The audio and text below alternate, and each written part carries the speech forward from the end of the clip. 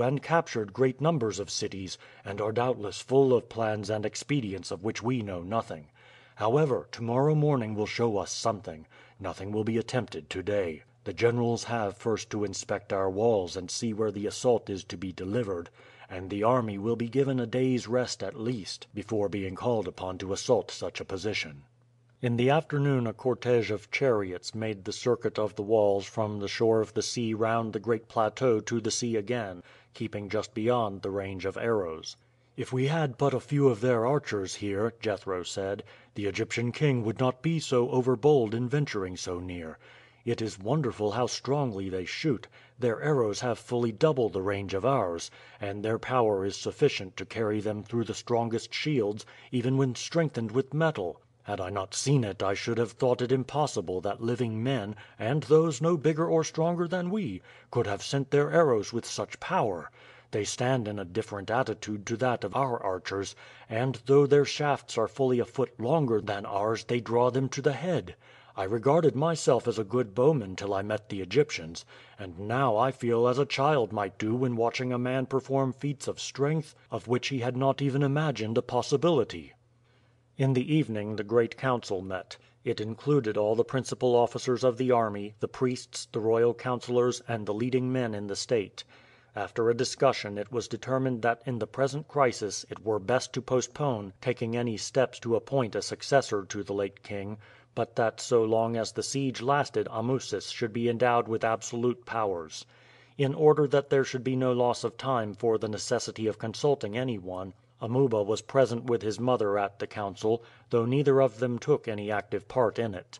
But at its commencement an announcement was made in their name that they were willing to abide by whatever the council should decide, and that indeed both mother and son desired that while this terrible danger hung over the state the supreme power should be placed in the hands of whomsoever the general voice might select as the person best fitted to take the command in such an extremity. That night the body of the king was consumed on a great funeral pile. Under ordinary occasions the ceremony would have taken place on a narrow promontory jutting out into the sea about 5 miles from the city. Here the previous monarchs had been consumed in sight of a multitude of their people, and had been buried beneath great mounds of earth. The priests had long ago pronounced this place the most sacred in the kingdom, and had declared that the anger of the gods would fall upon any who ventured to set foot upon the holy ground. But it was impossible for the present to lay the ashes of the king by the side of those of his forefathers, and the ceremony was therefore conducted within the royal enclosure, only the officiating priests and the wife and son of the deceased being present. When all was over the ashes were collected, and were placed in a casket, which was destined, when better times returned, to be laid, in the sight of the whole people, in the sacred enclosure on the promontory. Early next morning the trumpets of the guards on the walls called all the troops to arms. As soon as Amuba reached his post he saw the Egyptian army marching against the city. When they arrived within bowshot the archers, who formed the front lines, opened fire upon the defenders on the walls. Their arrows, however, for the most part, fell short, while those of the besieged rained down upon them with effect. They were therefore withdrawn a short distance, and contracting their ranks a vast number of footmen poured through, and in irregular order ran forward to the foot of the rock, where they were sheltered from the arrows of those on the wall. "What can they be going to do now?" Amuba exclaimed, laying aside his bow. Jethro shook his head. "They are working with a plan," he said. "We shall see before very long. Listen!" Even above the din caused by so vast a multitude a sharp metallic sound was presently heard, like that of innumerable hammers striking on steel. "Surely," Amuba exclaimed, "they can never be thinking of quarrying the rock away. That is too great a task even were the whole people of Egypt here." "It certainly is not that," Jethro agreed, "and yet I cannot think what else can be their intentions." It was nigh an hour before the mystery was solved. Then, at the blast of a trumpet sounded at the post where the Egyptian king had placed himself, and taken up along the whole of the line, a great number of heads appeared along the edge of rock at the foot of the walls. The Egyptians had been employed in driving spikes in the crevices of the rock. Standing on the first so driven, they then inserted others 3 feet higher, and so had proceeded until a number of men had climbed up the face of the rock. These let down ropes, and ladders had been hauled up the steepest places. Great numbers of ropes were hung down to assist those who followed in the ascent, and the men who first showed themselves over the brow were followed by a stream of others, until the ledge, which was in most cases but a few feet wide, was crowded with soldiers. The ladders were now hauled up and placed against the wall, and the Egyptians swarmed up in great numbers, but the Rebu were prepared for the assault, and a storm of stones, beams of wood, arrows, javelins, and other missiles rained down on the Egyptians. Many of the ladders, in spite of the number of men upon them, were thrown back by the defenders, and fell with a crash over the edge of the rock to the plain below. Here and there the Egyptians gained a footing on the wall before the Rebu had recovered from their first surprise at their daring manner of attack, but so soon as they rallied they attacked the Egyptians with such fury that in every case the latter were slain fighting or were thrown over the embattlements. For several hours the Egyptians continued their efforts, but after losing vast numbers of men without obtaining any success they were recalled by the sound of the trumpet. "That has not been very serious, Jethro," Amuba said, wiping the perspiration from his forehead, for he had been encouraging the men by assisting in the lifting and casting over the massive stones and beams of wood. "It was not difficult to repulse them under such conditions," Jethro said, "but the manner of their attack was a surprise indeed to us, and they have fought with the greatest bravery. You will see that the next time they will have benefited by the lesson, and that we shall have some new device to cope with. Now that they have once found a way to scale the rock, we may expect but little rest."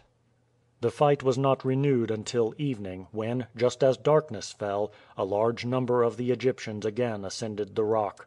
As before, the Rebu poured missiles down upon them, but this time only a sufficient number had climbed up to be able to stand along close to the foot of the wall, where they were to a great extent sheltered from the missiles from above. The night was a dark one, and all night long the Rebu continued to shower down missiles upon their invisible foe, of whose continued presence they were assured by the sounds from which time to time were heard.